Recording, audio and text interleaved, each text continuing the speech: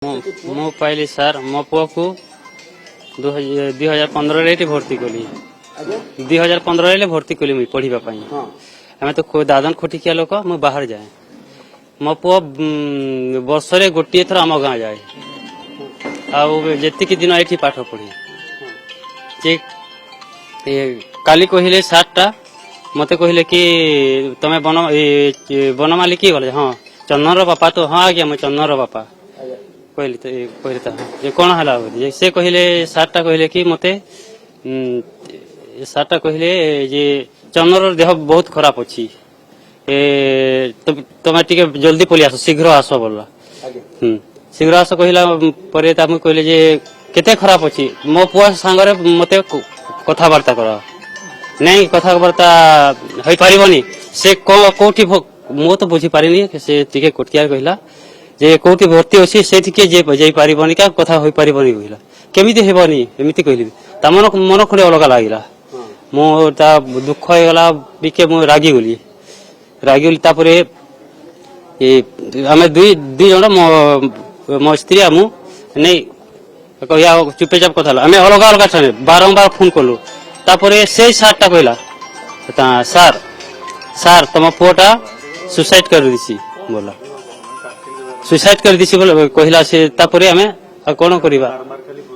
Suicide କୋଉଠି suicide କରିଲା ବୋଲେ ତା ରୁମ ରେ ଏମିତି ସେମିତି କହିଲା। ବାସ୍ ସେତିକି ମୁଁ ପଚାରିଲେ।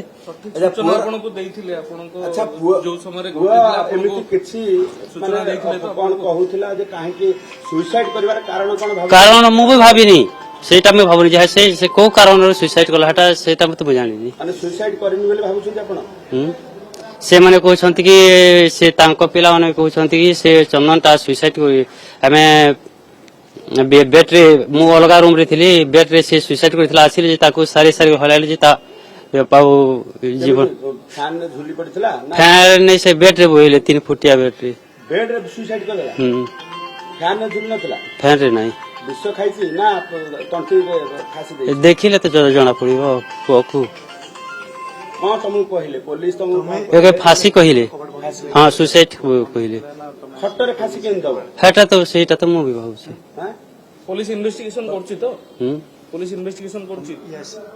अच्छा गोटे कथा होची जे तमे संदेह कोन करछ? तम पुआ टिके संदेह कले मैं बेटा टिके संदेह सेटा लागुछि।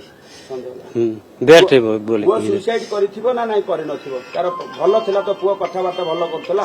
संध्या गला दिन संध्या रे कथा हिला कि मां जे से तू डॉक्टर खाना जा, डॉक्टर पाख को जा, तू तमार देह भी भलो नथिला, तू जा एमती कहला। आरो दिन था काली मु कहली 4-5 तारिख कहली मो पो पाख फोन करू नाइ रे कहली जे ने आज संध्या हो फोन करिबा।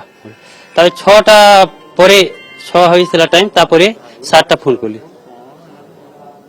अच्छा गोटे कथा होची कोन कि पुआ सेमिति किछि कहूतला जे नाइ ता माने मन भलो नाही कि कोन नाही एमति किछि कहूतला? मु भलो अछि बोली से मु भलो रे अछि कहिला। ताले आत्महत्या खाउतला बुतला सेठी रहउतला सेटा मु जानिनी सर।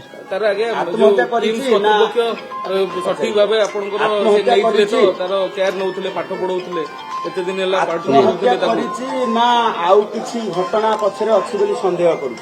से माने कहउछंती कि जो पिला माने कहउछंती कि से आत्महत्या सुसाइड करितला। मु ताको हलैली जे ता जीवनटा थिलानी। तमे कोन भाबुछ?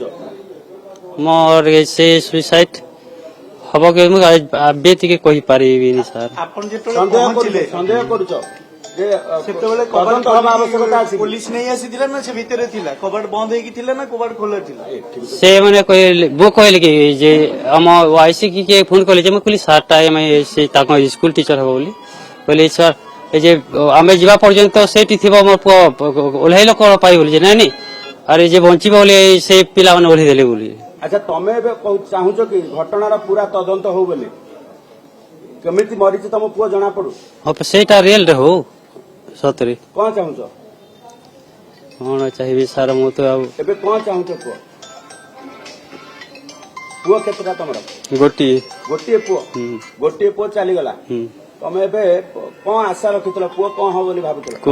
ପୁଅକୁ କହିଲି ଆମେ ଭାବିଥିଲୁ କି ସେଇଠି କି ସେ ପାଠ ପଢିବ ଭଲ ମଣିଷ ବନିବ ବୋଲି ମୁଁ କେତେ ଭାବିଥିଲି। ଦିନ ହେଲା ପୁଅ ସେଠି 2015 ସବୁ ବ୍ୟବସ୍ଥା ତା ପାଇଁ କରିଥିଲେ, ଖାଇବା ପିଇବା, ସେ ରହୁଥିଲା ସେଠି, ପଢୁଥିଲା, ମଝିରେ ମଝିରେ ଆପଣ ଯାଇ ଦେଖା କରୁଥିଲେ?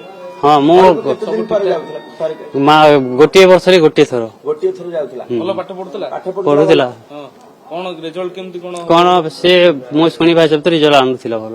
ଭଲ ରେଜଲ୍ଟ ଆସୁଥିଲା। କଣ ଆଶା ଥିଲା ଆଶା ବଡ ରଖିଥିଲ କଣ ହବ ବୋଲି? ଆଶାରେ ଥିଲା ସେ ଦିନେ ଦିନେ ମଣିଷ ବନିବ ବୋଲି। ତମ ଦୁଃଖ ଦୂର କରିବ ବୋଲି ଭାବିଥିଲ? ହୁଁ ଯେ ଏବେ ତ ପୁରା ଦୁଃଖ ଦେଇଦେଇଗଲା ତମକୁ। ପୁରା ଦୁଃଖ ଛାଡି ପଡିଗଲା ଆମକୁ। ତମେ କଣ ଚାହୁଁଛ ଘଟଣାର ପୁରା ତଦନ୍ତ ହଉ, ଘଟଣା ପଛରେ କଣ ଅଛି ରହସ୍ୟ, ତମ ପୁଅ କେମିତି ମଲା ସେ କଥା ବାହାରୁ ବୋଲି? କଣ ହଁ ସେଇଟା ତ ସେଇଟା ପୋଲିସ ଉପରେ ଭରସା ଅଛି? ପୋଲିସ ଇନଭେଷ୍ଟିଗେସନ କରୁଛି? ପୋଲିସ ଉପରେ ଭରସା ଅଛି ନା ନାଇଁ? ପୋଲିସ ଭରସା ରହିବା କଥା ନା। ହଁ, ପୋଲିସ ଇନଭେଷ୍ଟିଗେସନ କରୁଛି, ହୁଁ। ଯୋଉଟା ଠିକ ସେଇଟା ସେ କରିବ। ଇନଭେଷ୍ଟିଗେସନ ସତ ସାମ୍ନା। ହଁ ହଁ ହଁ ଆଚ୍ଛା, ତ କଥା ହଉଛି ଯେ ତମେ କାମ କରିବାକୁ ଯାଇଥିଲ ଘଟଣା ସମ୍ପର୍କରେ ଜାଣିଲା ବେଳକୁ କୋଉଠି କାମ କରୁଥିଲ? ମୁଁ ତେଲେଙ୍ଗାନାରେ। ତେଲେଙ୍ଗାନାରୁ ଆସିଲ? ହୁଁ। କେମିତି ଆସିଲ? ଏ ସାର୍ ମାନେ ଗାଡି ପଠେଇ ସେଇଠି ଗାଡି କର ଆମେ ତାଙ୍କ ଖର୍ଚ୍ଚ ଆମେ ଦେବୁ ବୋଲି। ଆସିଲ ହୁଁ। ତ ଏଠି ଆସିଲା ପରେ ପୋଲିସ ଆଉ ସାର୍ ମାନେ କଣ କହିଲେ? ଏଇଠି ଆସିଲା କହିଲେ ତମ ପୁଅ ଏମିତି ସେମିତି କହିଲେ, ଏଇଟା ତମ ଡେଡ୍ ବଡି ସେଇଠି ଅଛି, ଚାଲ ଏଇଠି ଯିବ ରୁମ ରେ ଦେଖିବ କୋଉ ରୁମ ରେ, ଏମିତି ସେମିତି ଦେଖେଇଲେ।